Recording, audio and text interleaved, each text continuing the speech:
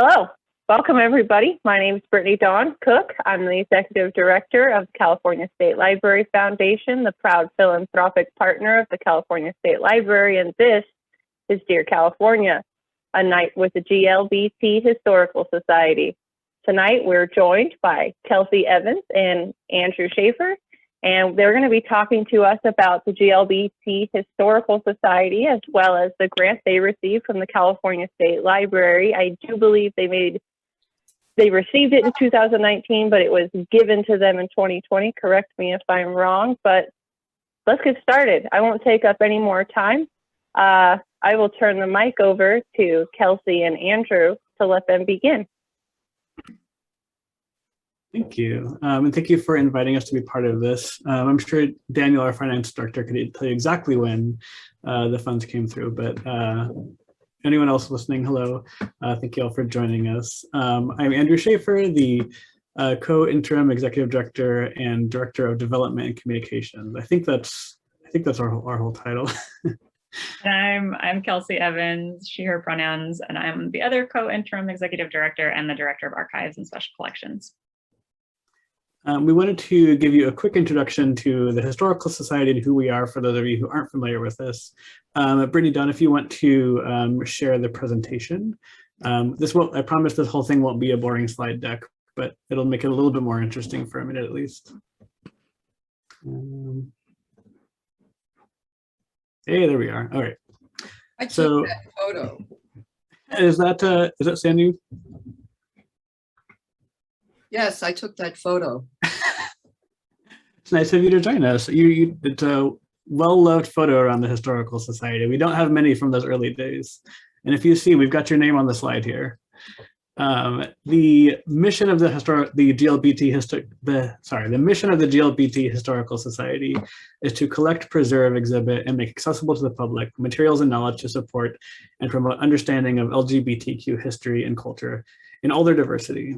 In a nutshell, that means we protect and share LGBTQ history and culture, including amazing photos like this from Sandy Morris from our early days in the 1980s. If you go to the next slide. Each year we produce more than 40 public events. We host more than 400 researchers in our archive, and we welcome more than 26,000 visitors to our museum in the Castro. Obviously, this last year has been a little different, but in a normal year, this is kind of where we're at. And I know we're back to bringing researchers into our archive now, which we're very excited about. If you can go to the next slide.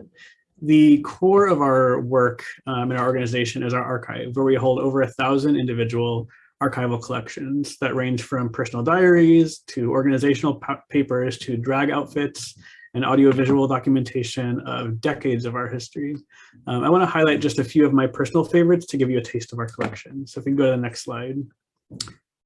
Some of these might be familiar to folks, some of them may not. In the bottom right is Jose Sarria. We have a huge collection from Jose, who's the first openly LGBTQ candidate for public office in the US, founder of the Imperial Court System, self-declared Empress of San Francisco. Amazing person. If you're not familiar with Jose Sarria, as soon as we're done with this, please give him a Google. He's well worth an hour of your time. The top middle are Phyllis Lyon and Del Martin, another amazing, groundbreaking couple. There were two of the co-founders of the Daughters of Bilitis, the first lesbian rights organization in the US, the first legally married same-sex couple in San Francisco on February 12th, 2004. I had reason to Google that recently, so not that long ago. And we hold over 200 boxes of information that document their lives. And actually, this is probably out of date. I think we have more than 200 boxes now. So we got some more in recently. Another one of my favorite collections is on the bottom left there, Lou Sullivan. He was one of our founders, a founding member of the Glbt Historical Society, as well as other collections or other organizations. Oh, we've got some echoes there. One of my favorite things from his collection is we have more than 400 pieces of correspondence that show how he connected with people from all over the world. Way before email or Facebook or Zoom. He was the founder of FTM International, a gay and trans historian, just a fabulous, amazing person. I won't go through the rest of these all. I could spend all day just talking about some great stuff from our archive, but Gladys Bentley down the bottom, another amazing performer, Hiro Onuma in the top right was a gay Japanese man who was forcibly interned during World War II. And I love that his collection shows this rare glimpse into pre-World War II, early sort of just queer life and queer love. And we also have tons and tons of photographic collections, including, I think this is the Crawford Barton, but Kelsey, you might know, is that wrong? It's Elaine Gay Jarvis. There we go. Okay, that's another one of our most important, our most prolific photographer collections. And we've got quite a few other Sandy Morrises, I'm sure. If we can go on to the next slide. If you want to learn more about these collections and others, you can find more at glbthistory.org/archives. And that's also where you can book an appointment to come to check out our collections. Up next, we don't just let these boxes sit on shelves, we make them active. So we use them and other materials to create exhibitions of LGBTQ history. A couple of recent ones, we go on the next slide. Legendary, which we just put on our website a few months ago, showcases the dynamic and diverse history of Bay Area Black LGBTQ lives, reflecting themes of art, belonging, justice, and sexuality. Up next, Empowerment in Print. The next slide, there we go. It shows how queer people from a wide range of communities have used periodicals to form social networks, create culture, express desire, and inspire activism. And one more, Reigning Queens. If you're a fan of RuPaul's Drag Race, you'll love this one. It's a collection of snapshots taken by photographer Roz Joseph of drag performers in the 1970s. Well worth a visit. On the next page, you can see all of these and more at our website, glbthistory.org/exhibitions. And you can also come to our museum in the Castro, where you can see even more amazing historic pieces on display. And last but not least, we host events similar to this one throughout the year that delve into LGBTQ history. On the next slide, I think the 3 of these have passed already, but one of these, the bottom right, is upcoming next month. So that's will definitely be a fun one to check out. And one more slide. The reunion, this is our annual gala, which will be virtual again this year. To protect everyone, keep us all safe. Will be hosted by Sister Roma and Juanita Moore, 2 amazing drag performers and activists in their own rights. They'll be our hosts for the evening. You can learn more and sign up at glbthistory.org/reunion. I feel like a car salesman or something tonight. Check out our website. That's the main thing to take away from this. And I think I only have one more slide, 1 or 2. Oh yeah, okay, learn more at glbthistory.org/events. That's where we have all of our upcoming and past events, so you can learn more there. Get involved, yes, you can get involved in a couple of different ways. First, by becoming a member. On the next slide. Membership gets you access to our museum all year round. You get free access for you and a guest. At the sustaining member, you also get access to 1,000 museums all across North America for free, which, you know, now that things are starting to reopen, it's a great time to get out and see some of those museums once again. So make sure to visit our website, sign up. If you're not ready to become a member, on the next slide, you can also just donate. Every donation that comes in helps to keep our programs going, helps to fund our archives, which if you're in this event, I'm guessing is something that's of interest to you. And it also helps keep our museum open for people to learn about our history from around the world. One last page, and then I promise I will stop. You can follow us on social media for updates about all of our programs, what we're doing, as well as just fun things from our archive. We're at GLBT History or GLBT__ history on all of the platforms. So check us out there. All right, we've put Brittany Dawn to a lot of work tonight. That's it. That's the last of the slides, I promise. So other resources throughout too. Yes, Not done yet. That's true. That's true. Still gonna be working all night. So now that we've given a general overview of who we are as an organization, we can sort of dive into the project that we're working on right now. And so one of the questions I wanted to ask just to get us started is, obviously COVID has been a big theme of the last year. How has, actually before we get into that, I suppose we should probably take a step back. What is the grant? What grant did the State Library help support? Yeah, sure. So we received a really generous grant from the California State Library to support preserving LGBTQ history. And we originally applied for sort of 3 main projects. I'll get into sort of how COVID impacted those projects, but we originally applied to fully process an additional 25% of our unprocessed collections. We wanted to implement a new digital asset management system, or a DAMS, and we wanted to prioritize at-risk materials for digitization, and then commit to digitizing one periodical, one full run of a periodical, and selections from our oral history collection. So COVID happens, and the project number 1 to fully process 25% more of our unprocessed collections was really the most impacted by COVID. We couldn't be on site for much of the year. And then when we were, it was still sort of in a limited capacity, trying to maintain protocols. So what we did, my staff and I sort of thought about what we could do that would be in the spirit of processing, with the end result always being to make material more accessible, more searchable, more findable for researchers. So what we could do was update our catalog system and our finding aids or inventories of the collections.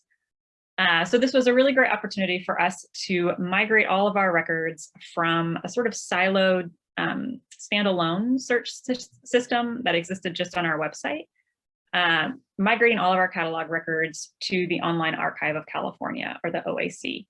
The OAC is this really great website that is an aggregator site for repositories throughout the state of California. So you'll find hundreds and hundreds of different repositories represented on the OAC, where they put up their catalog records. It's really has a great keyword searchability, faceting functions. It's great for researchers because it serves as this sort of one-stop shop. If you have a keyword in mind or a topic in mind, and you just want to see where material is, but you sort of don't care what repository has it, you just want to know where the stuff is. So we really like that about it. It makes things easier for researchers. That's always our goal. So we migrated all of our records onto that system.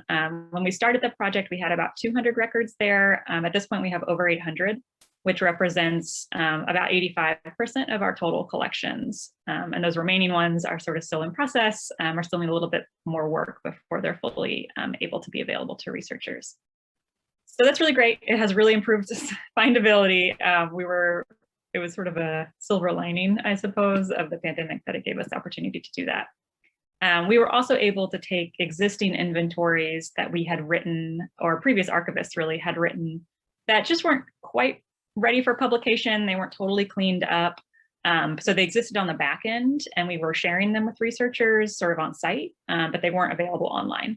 So we cleaned those up, we got them ready for publication, and we linked them to their catalog records. So now all of that information is also keyword searchable on the Online Archive of California.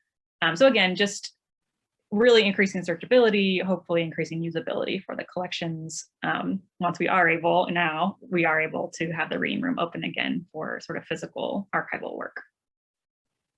The DAMS, the Digital Asset Management System, was really not super impacted by the pandemic, other than just sort of like prolonging timelines with the vendor that we were working with. So we implemented a digital asset management system, if you're unfamiliar, is just sort of a fancy term for a preservation infrastructure to store and make available digitized material, or what we would call born digital material. So things like a photograph that you took with your phone that always existed in digital form. So digital asset management systems are important because they help us take all the stuff that we digitize and ensure that there's long-term stewardship, long-term preservation in a digital way. It also allows us to write really robust metadata, which is how you make digitized material really searchable and findable by researchers. So I have to give credit to my predecessors at the Historical Society have done amazing work to digitize audiovisual materials, scan periodicals, etc. They sort of knew that was important to digitize, and they were really forward thinking in that. But we just didn't have the infrastructure to support sort of long-term stewardship. So this grant really helped us build that infrastructure so we can better put to use all this amazing stuff that had been digitized in the past. So we were able to do a lot of that work from home, coordinating with folks who are sort of in other countries doing some of this work, so that would have been digital anyways. So that was sort of a not so impacted. The digitization, we were able to do some of that prioritization work around, what we wanted to prioritize when we were able, or what we wanted to digitize once we were able to be back on site. But the actual digitization, again, sort of that was impacted when we couldn't be on site. Our vendors were closed because they couldn't be on site. But now we've been able to get back in, and we were able to digitize the periodical we chose, which was Onyx. And I think we have a screenshot of this, if you can put it up, or a link. Let's see. So Onyx is the Black Lesbian newsletter. That was the original name, and then Onyx. And this is just, it's one of those periodicals that we just love, in part because it has these amazing illustrations on the cover. They're just so beautiful and striking. But it was a newsletter that really documented the Black lesbian community in the Bay Area. It was a sort of a short run, but it's really, really rich. There are sort of essays, letters to the editor, poetry and art. There are advertisements, so you can sort of see physically like where the community would have been in what stores are advertising, what bars, what bookstores are advertised. So it's just this really rich newsletter. And I definitely don't want to say that this was an unknown newsletter. We had an exhibit a few years back, curated by Black women who were involved with the community and historians of the community. But we really hope that by digitizing it and making it available online, it can get a lot more use by a broader audience. So yeah, it's just really great. We were able to do that in-house. And then our oral histories, we have over 500 audio cassettes that were recorded sort of even before we were founded in the 1980s, but certainly from the 1980s forward. And they're just, again, incredibly rich, so much content in these oral histories. We have transcripts available for many, many, many of them, not all, but a lot of the actual recordings have not been digitized. So this was really great funding to help us start to do that. So we've been able to get lots of tapes over to the vendor who does our audiovisual digitization, and we're sort of getting those back now and making them available online. So yeah, I think those are sort of the grant in a nutshell, and how we've done the work, how we've sort of reframed the work. Yeah. And I think, correct me if I'm wrong, many of those transcripts are keyword searchable for the oral histories, right, on our website? They're not internal keyword, so the transcript itself, but there are subject areas, sort of subject tags associated with them. So yes, you can search on our website if you go to sort of like search collections, where you can search our archival collections, and then you can also search the periodicals and the oral histories.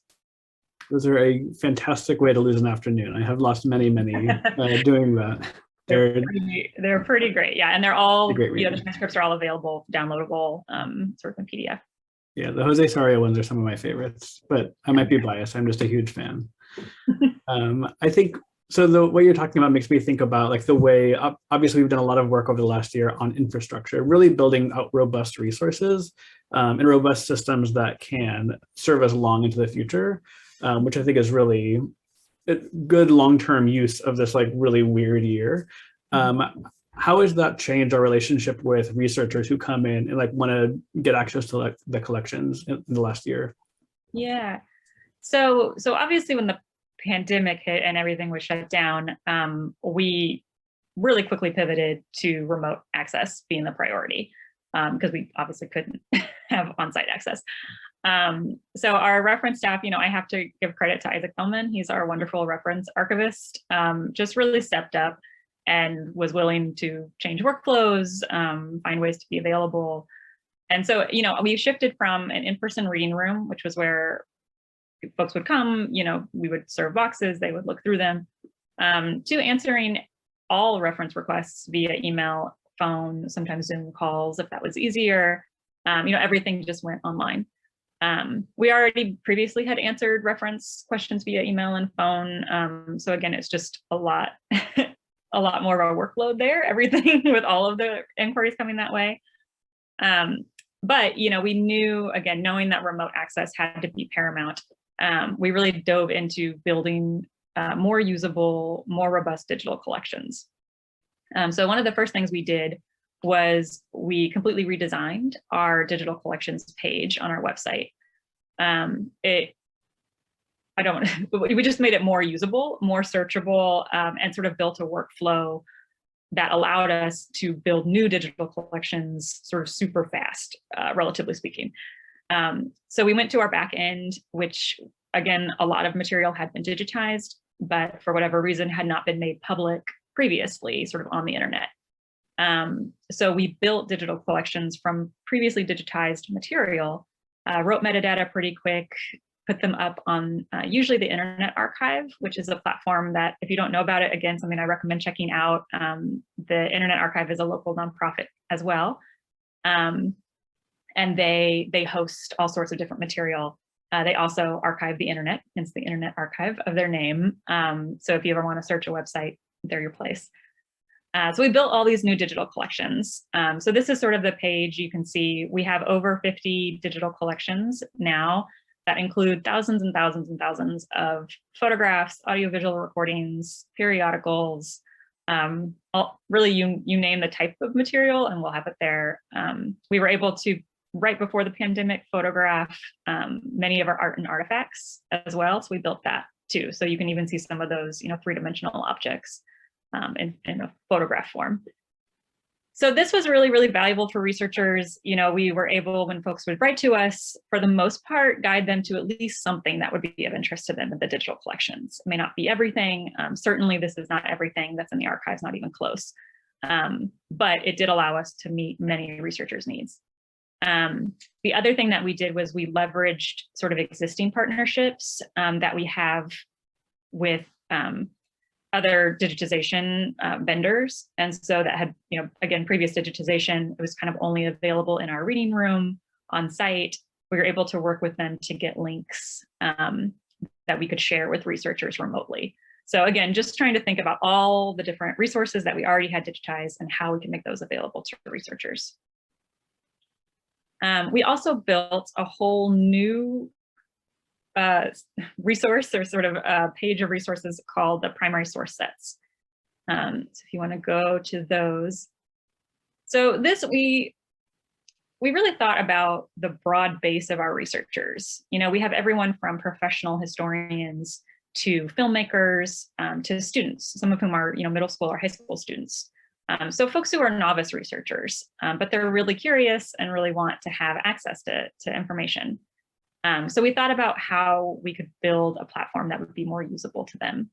Our digital collections, like I said, have thousands and thousands and thousands of things, so they can be a little intimidating if you're not used to doing primary research, primary source research, or using digital collections. So our primary source sets, can you click on that next tab up there?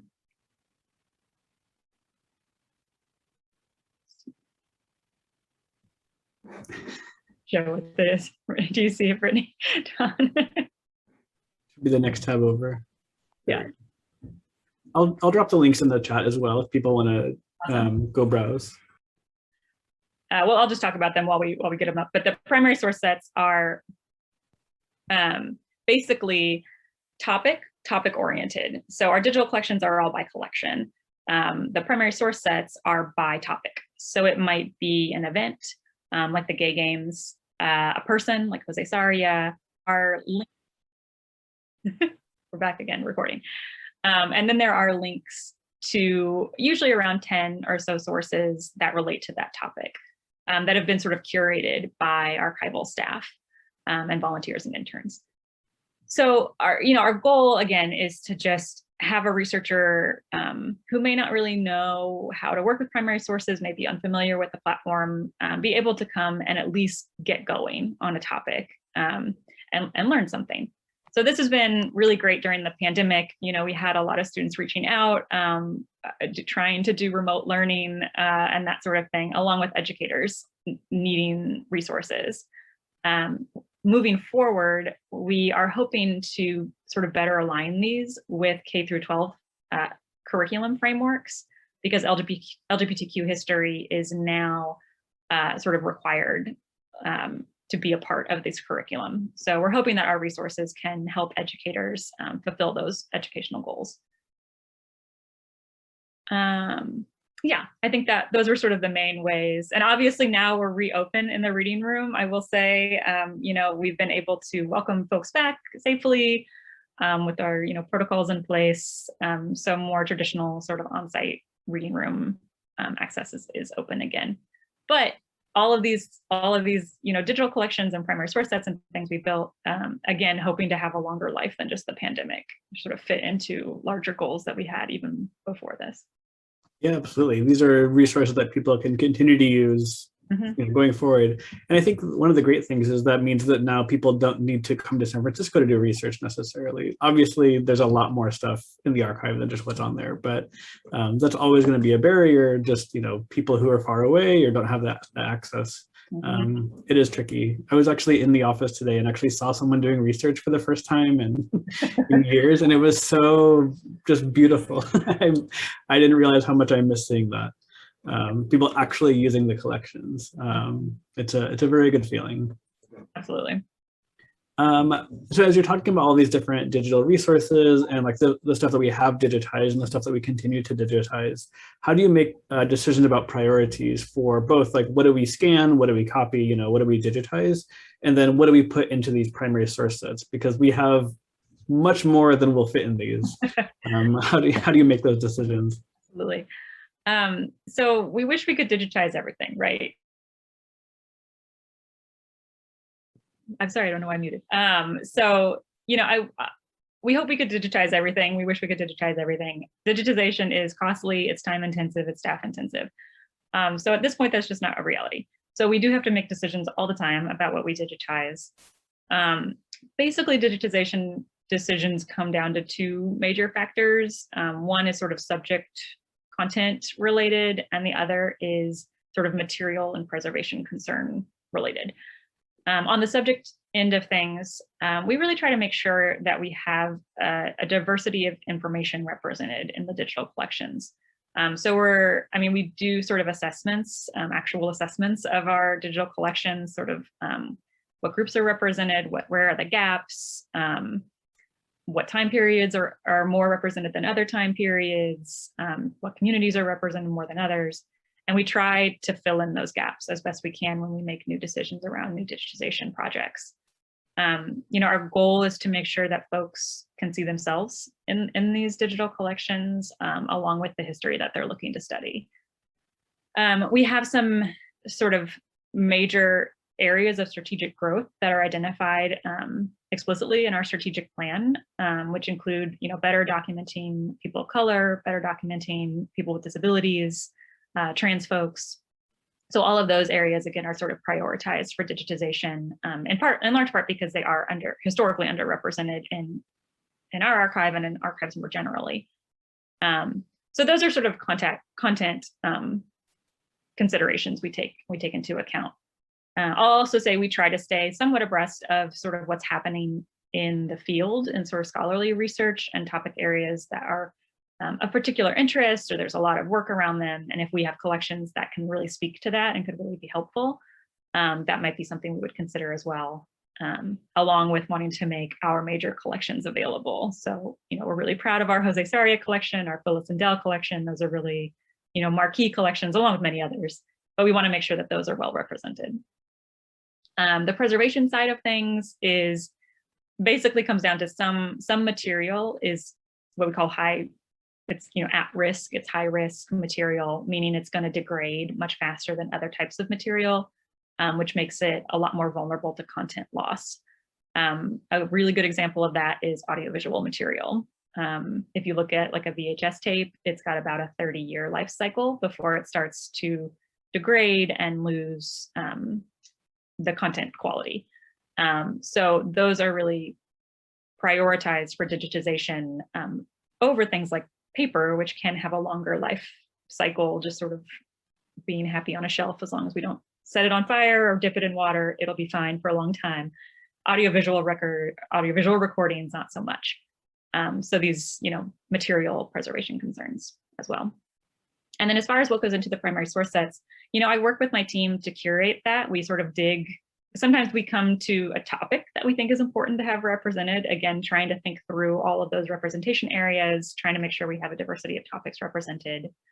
And then also what is sort of a rich and there in our collections, wanting to sort of highlight that for people and share major milestones through these primary source sets. So we work together, we curate them, we dig through the resources so you don't have to, that sort of thing, as just, again, a starting point that hopefully leads to further research. And those are a great place to start research. I think that's, if you've been in a research class or anything, like one of the first steps you do is like, go talk to the archivist, go talk to the librarian, and like, what can I learn here? And that is a really good way to get introduced to our collections. And like, this is some of the things that you can learn through our archive, is represented in those primary source sets. I love what you said about wanting to make sure everyone feels seen or represented and what we're putting out there. I think that is really important. And it also makes me think about like our overall collecting scope. We're talking specifically about digitizing and how we make things accessible, but the other end of that is like, what do we even take in the first place? I know we get hundreds of requests a year, or offers, perhaps is a better way to put it, for archival material that people want to give us, and how do we make decisions around what we will and won't accept? So I've worked in other archives before this archive, and I will say this is one of the most donation intense repositories I've ever worked in. I get around between 25 and 50 sort of unsolicited, people just reaching out to me, donation offers a month. So it really is a huge part of my job is responding to folks when they offer. And I was telling Andrew the other day that like I see this as a very wonderful problem to have. It shows what an intense commitment to this organization that the community has, and that's really wonderful. It's beautiful to see. So I think of it, it's a large part of my job, but it's a really wonderful part of my job. So these decisions are guided by a collection development policy. Most archives have some sort of collection development policy. Ours is public on our website under donating materials, so you can read the whole thing if you're interested. And this collection development policy was written with our archives working group, which is sort of a community advisory group, along with archival staff and executive staff.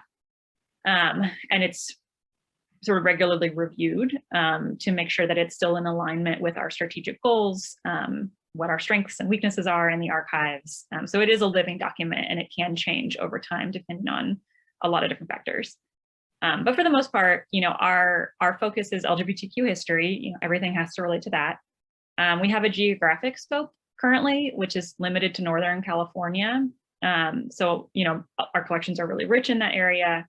If I get a donation inquiry that is about, a group that was in Missouri, doesn't mean it's not worthy of documenting, doesn't mean it's not worthy of archiving. We just may not be the best repository for it. So I'll work to connect that potential donor with an archive that, for instance, documents queer history in the Midwest. That might be a better fit. And we maintain, along with the Society of American Archivists, a running list of all the repositories that have queer collections. And we have a pretty tight network, I would say, of queer archivists and repositories. So we help guide people. If we don't think we're the best fit, we help guide people to a good fit, hopefully. So queer history, Northern California, we have certain material types we just don't collect, like we don't collect books. We're just not set up to be a great library. And there are great queer libraries in the city, including SF Public Library. So typically I direct book donations to them first, and they help folks from there. So, there are just certain content types we don't accept. So yeah, like I said, everything is just sort of articulate on the website. Strategic growth. So I mentioned our strategic plan before. I will say we have some areas of strategic growth in our collection development policy. So areas that we're really interested in better documenting. Those include sort of history, material that documents history before 1970. As you might expect, sort of queer history before 1970 is sort of underrepresented. It was thriving in there, but wanting to make sure that it's really in the archives. People of color, wanting better to document trans lives. So again, that's sort of what we talked about with the digitization priorities, a similar alignment in our collection development scope. Yeah, I dropped a link to that in the chat. I think it's worth people taking a look at. I think a lot of people don't think of themselves as having historic materials, or like, their old journals may not be of interest, but that is prime historic content. The researcher who was in the archives today was reading through some journal, I think they were from the 80s, and read out a little bit, and it was just, it's something like that that's so personal and doesn't, you don't think of it as a historic object, but to a researcher in the future, or to a museum curator in the future, or even just someone who wants to learn about their history, that is, some of those personal things are absolute gold. So I encourage folks to check that out. And also we did a talk with Andrew, hosted one of them, and then the archive staff hosted the other. It was a series called Leaving a Legacy, relatively recently, and those videos are on our website. But on the archival side of things, we walk through sort of what it means to donate to an archive, what it means to have historical material and think about donating to an archive. So I encourage people to watch that. I think it's about an hour long. But one of the main things I'll say from that is always just reach out to an archivist. You don't sort of have to make decisions ahead of time. You don't really have to know. The first conversation does not have to be a commitment of any kind. It can just be a conversation around what's your collecting scope. This is what I have. I want to learn more. And that's a perfect place to start with an archivist. Yeah, and archivists are, as you mentioned, a tight-knit group, and they all pretty much know each other. So if it's not a great fit for our archive, Kelsey will know who wants it. So I'll drop a link. I'm just spamming people with links tonight, but I'll drop one last link into the chat, and that is to our legacy page, which includes the recordings of those events, which are definitely worth checking out. Before we wrap up, I know I got to start the presentation talking about some of my favorite collections.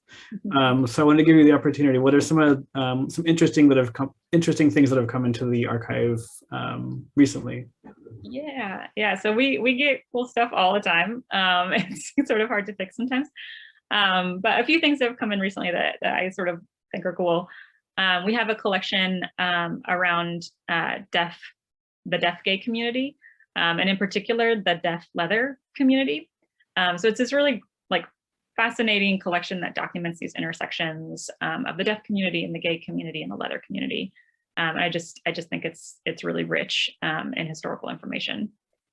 We also we were talking about our periodical collection. We have this a really incredible periodical collection. I'll say it's super rich, super important, and used all the time by researchers. So we got a new addition to that periodical collection. It's a periodical called Wilderness Women, which was published in the 1980s, or started in the 1980s, I should say. The publication went through the 2000s, but it predominantly lesbians, sort of providing instruction about where to hike, how to camp, building this community of women who like to be out in the wilderness, doing outdoors activities, but really providing just strength and community. And I think our periodicals are such a rich resource for sort of learning how people found each other, sort of before, the internet or sort of today's forms of communications. How did queer communities form? So this is a really interesting periodical to help illustrate some of that. Finally, I'll say we got a personal collection from Felicia Elizondo, who is a trans woman, she recently passed, Latinx woman, just a huge figure in the Tenderloin community, was an AIDS activist, was a trans activist, was sort of part of the scene in the 1960s around Compton's Cafeteria, which is an important uprising event that happened in San Francisco, sort of fighting back against police harassment and brutality. So just an incredible life, an incredible person, and we are really proud to have her papers now in the archives. So yeah, those just recently came in. There are some really cool ones. I can't wait to poke around them. They all sound pretty fun.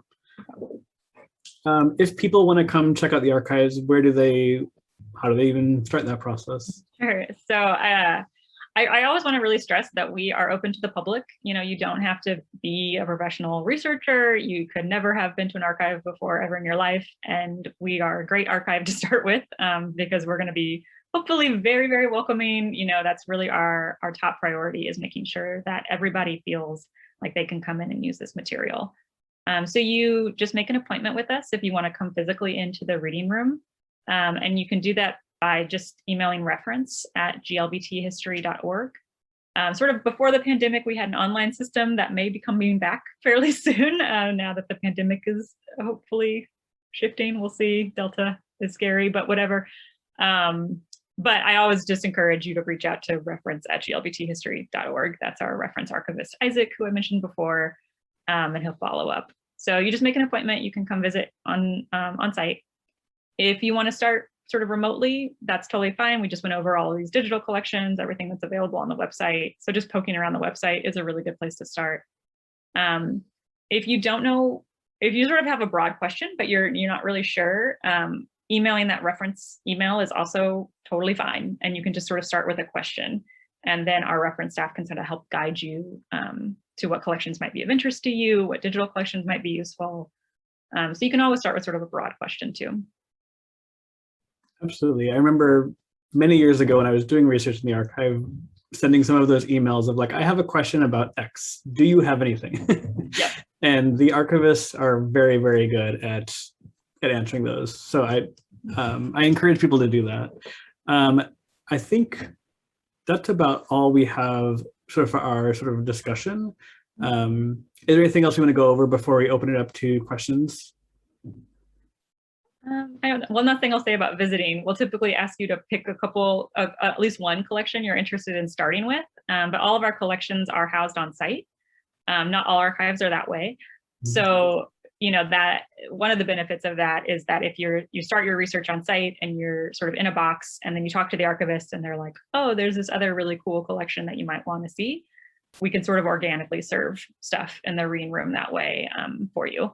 So it's just, it can be sort of an ongoing process, I'll just say.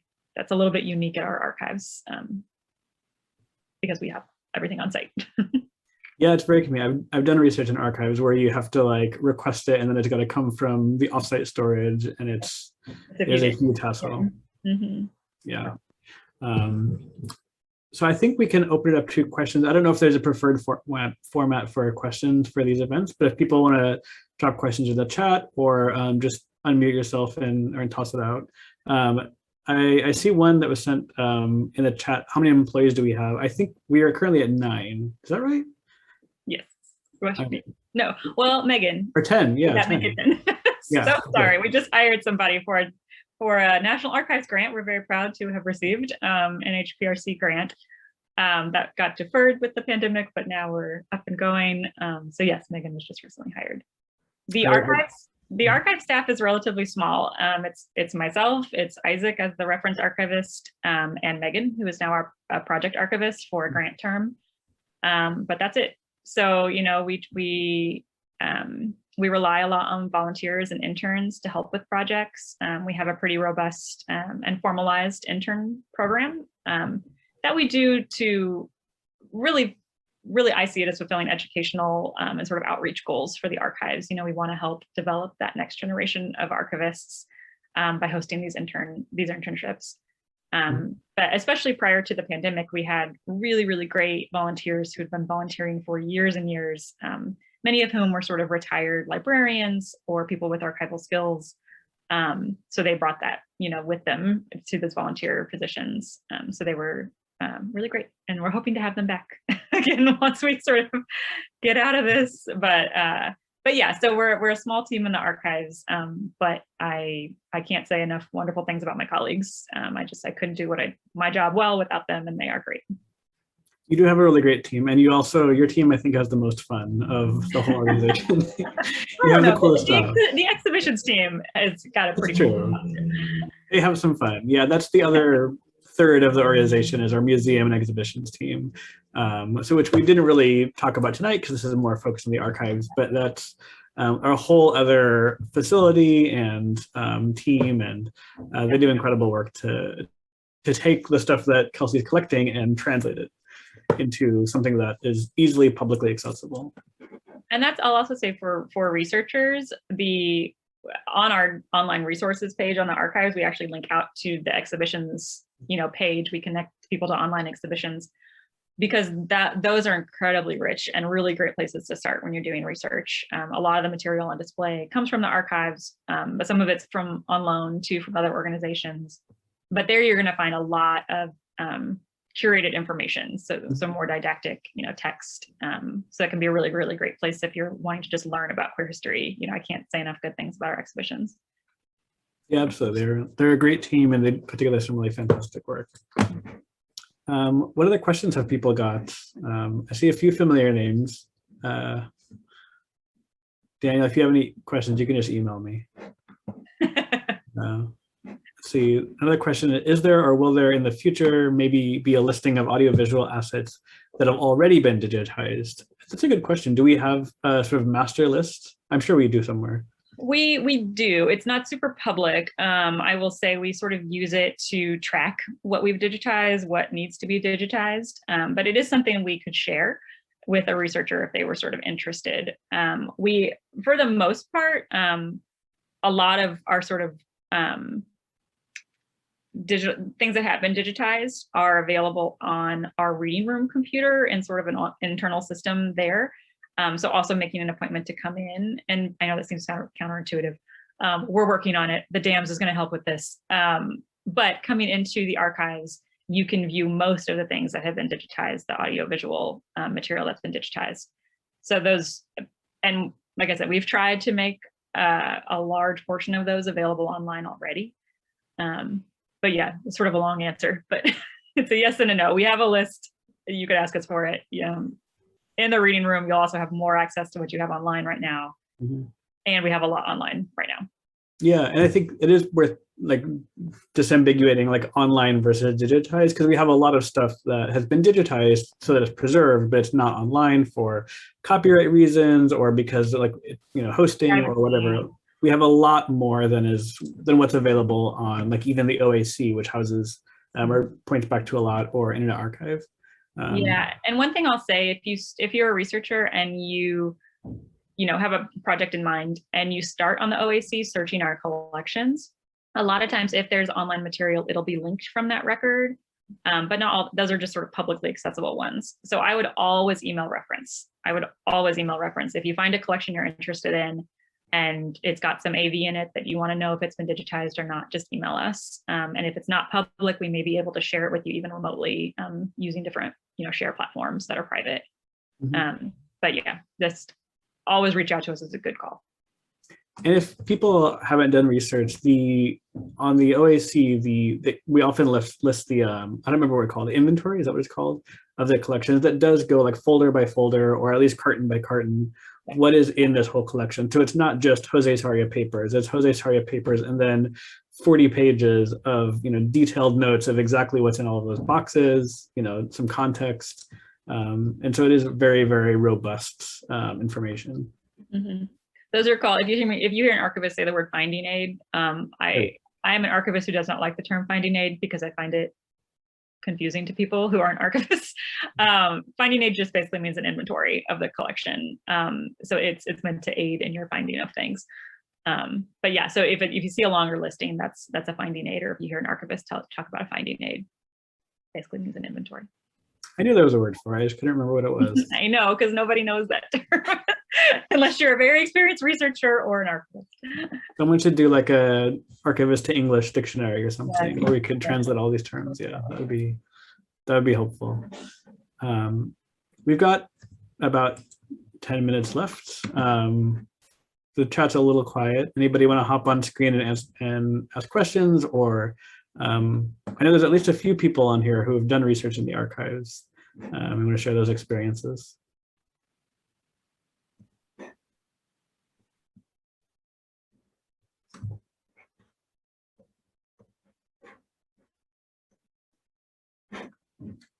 Maybe not. It's a quiet group tonight. We answered all of the questions. We're just that good. Who knew? I will take no credit. I was only asking questions. You were very good tonight. I think if there's no other questions, I don't have much else to say. Yeah, Brittany, Don, do you have any? Oh, Oh, there's one other question. Can you talk about your funding? I'm going to let Andrew talk about our funding as he is the director of development. We could always use more. Is the question specifically about the state library funding or sort of funding overall? Because the state library funding has like sort of specific. Yeah. Overall, I guess that is me then. So we have a pretty wide range of funding sources. We have a really robust and dynamic community engagement. So we have a lot of individual donors who've been giving and supporting us for a long time and really are invested in us as an organization. We also have city and state funding that helps to keep our archives going and really helps us remember that we are like a public service. You know, we do this in order to benefit not only ourselves, but our whole community and people across California and around the world. Those are our two biggest buckets of funding. We get some funding from private foundations, some other grant funding, but those are our major sources. We are first and foremost a community organization, and we have always been and always will be by and for primarily queer community and allies, and we are lucky to have a very supportive community. But again, can always use more funding. So if you'd like to donate, check out glbthistory.org/donate. Or memberships support our work too, and we are an independent nonprofit organization. As just to say that. So. Yeah, that's true. We are not a state agency. They haven't adopted us quite yet, but we are an independent organization. Yep. Mm-hmm. Hey guys, can you hear me? Yeah. Yep. Great, awesome. Sorry, I'm still seeing a white screen and no one could hear me for the last 15 minutes. So it's okay. I was saying, if anybody actually ever does make an archivist to English dictionary, please let me know, because boy, none of these phrases are known in just general conversation. So it was really refreshing to have you guys explain that, but also have the idea of why not make this easier for everybody, right? Mm-hmm. We try to. Please, yes, if I said a term or said something that you were just like, I don't know what that acronym means, you know, libraries and archives have a lot of acronyms that get thrown around. Yeah. So you should all, I can't reiterate enough, like I think archivists as a whole are at least trying to be helpful to researchers all the time. So I really encourage people to just ask questions. If somebody, you know, says a term you don't understand or says something you don't know, just ask. You know, hopefully you will get a respectful answer in return. I know with our staff you will, I can say for sure. Yeah, same at the state library. It's amazing how many times you bring up dams in a conversation, and if a passerby hears you say that, they're like, what are they talking about dams for? We're in a library. Yeah. But data asset management system is a huge part of how libraries actually operate, and it's a huge piece of understanding the puzzle if you can understand what a data asset management system is. So thank you for taking the time to explain that. I'm really appreciative, and also really excited to see the collection you brought up about the deaf leather community. I was a sign language major in my bachelor's degree, so that's like a near and dear thing. So I identified in that moment with you of that would be really exciting to see. So thank you for sharing that. And Andrew, thank you for sharing your favorite collections. I can't see the chat, so if there is no other questions in the chat, we can start wrapping up here. There's one more that just came up, but I think I can answer relatively quickly. It says, apart from some of the topical focus areas already mentioned, are there any material types that the archives is particularly interested in collecting? So I would say we're somewhat agnostic about the material type. Often we're sort of interested in what it's documenting. I will say we think really broadly about what constitutes archival material at the Historical Society. One of the examples I always give is if you know, we're trying to document a drag queen and her activism and life, we collect her drag, at least samplings of it. You know, probably not the whole wardrobe. but that has research value to us, beyond just sort of exhibit value. So we do collect costumes, we do collect drag, we do collect hair. We come talk to Isaac about the hair in the archives, and it's a whole story, along with more conventional sort of archival materials like paper-based periodicals, journals, correspondence, that sort of thing. We do collect AV. We have really, really rich audiovisual collections, everything from reel-to-reel to VHSs to DVDs, born digital material. Our sort of digital archiving is the thing that's in most sort of development right now. So I will say that, we always want to kind of carefully consider born digital collections, to make sure that we have the infrastructure to support long-term preservation of them. But yeah, we're pretty broad-minded. I will say books is, like I mentioned before, that's really the only like major material type that we just sort of don't collect, almost, period. Photographs. Oh, that's a good point. I was going to mention, for those that want to donate books, the California State Library is always an option. They're always looking to diversify and open up their collection. So if that is something that you're interested in donating, please get in contact with the California State Library Foundation, which would be myself, Brittany Dawn Cook, or the California State Library. I can get you in touch with them as well. I also had a question as far as photography. We have photography students that go to school and their emphasis is fine arts, but they also find themselves in the middle of these day-to-day activities, whether they be part of the LGBTQ plus community or whether they be part of some of these events or activities. Are those photographs that you guys accept as part of your collection? It's just the everyday kind of events? So yeah, I mean, I would say sort of the documenting the now question. We do try to collect things that have a bit of a historical separation, usually around 20 years or so. That's not a fine line. It's not a hard, fast rule. I want to reiterate that. I just took in a collection of trans photographs that's certainly not, doesn't have that much historical distance. It's much more recent. But yeah, I mean, our photograph collections are everywhere from sort of, like professional portraiture, and sort of working photographers who are taking professional photographs. They're journalists, they're photojournalists. We have those types of photograph collections, but we have a ton of collections that are, I wouldn't even call them amateur photographers. They're just people taking photos, they're just people taking pictures of their friends. And a lot of those, from the 60s, from the 70s, especially that before 1970 period I'm talking about. Those can be really, really amazing documentation of queer life, especially when it was more difficult to have, community out in public. So a lot of these are in people's personal homes. They're along, a couple who was together for years and years and years, and it's their life together, and it's their photograph pictures of themselves, together over the years. So yeah, our photographic collections are really broad, and sort of who took them and what they document. But it's really about, where the research value is and what they're documenting. I just dropped the link in the chat. It's a kind of an ugly URL, so apologies, but it's one of my favorite collections, which is this collection of home movies from Harold T. O'Neill from, I think, starting from the 30s-ish and 40s. And it's just fantastic. People hanging out, having a picnic, or, I mean, there's some momentous events, but it's amazing to look back, almost 100 years ago and see people just existing, there's something so moving and so powerful about those. I think that's something that few of my Instagram photos are probably archive worthy, but a couple of them might be, someday.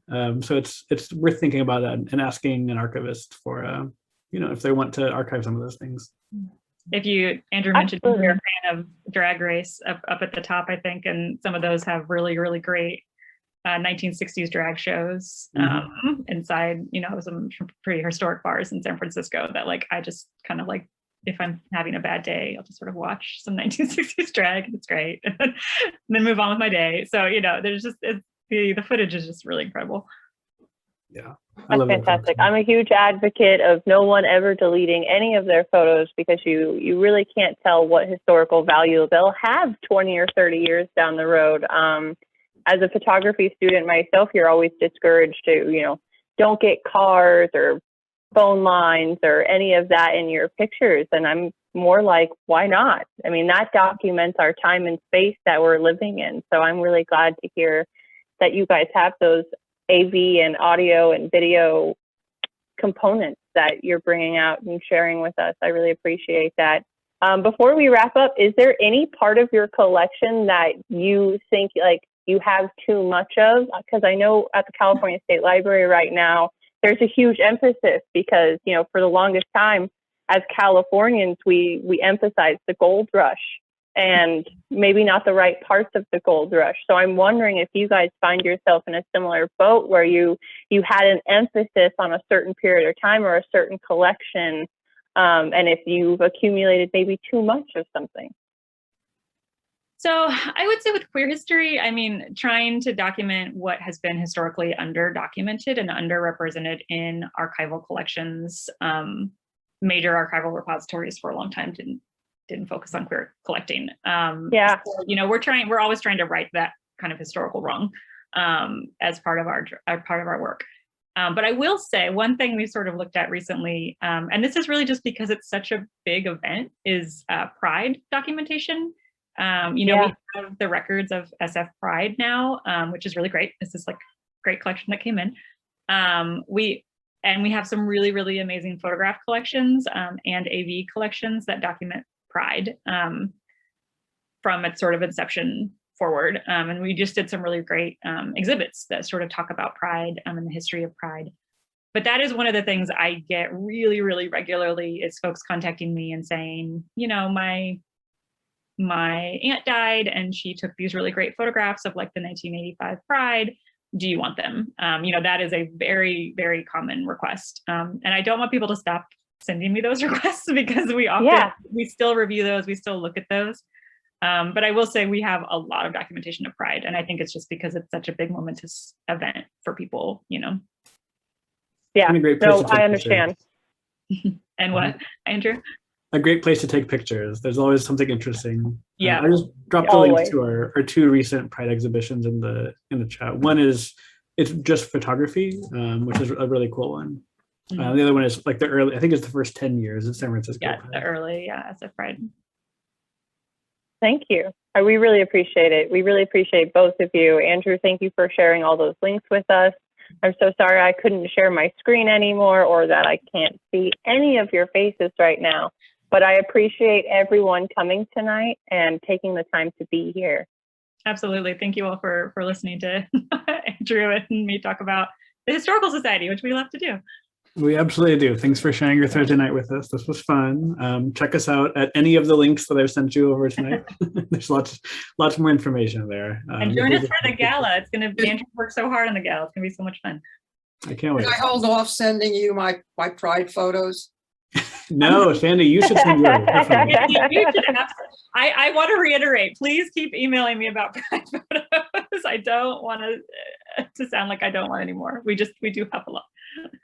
Yeah, and same with the California State Library and the Gold Rush. We're not turning anything away. We just also need to focus a little bit more widely on other collections because, California is a bustling state. A million things happen within a millisecond here and so much documentation. Yep. Well, again, if you want to get involved with the Glbt Historical Society, please go to their website. If you want to get involved and help promote events like this one tonight and Dear California in general, please become a member of the California State Library Foundation. All of these groups are so important to keep going as they are historical repositories that will really set the precedent for how the future views all of these things that have happened throughout California history. So again, thank you everybody for coming. My name is Brittany Dawn Cook. This has been Dear California. Thank you, Kelsey and Andrew. I greatly appreciate you. And that's it. Great. Thank you for coming.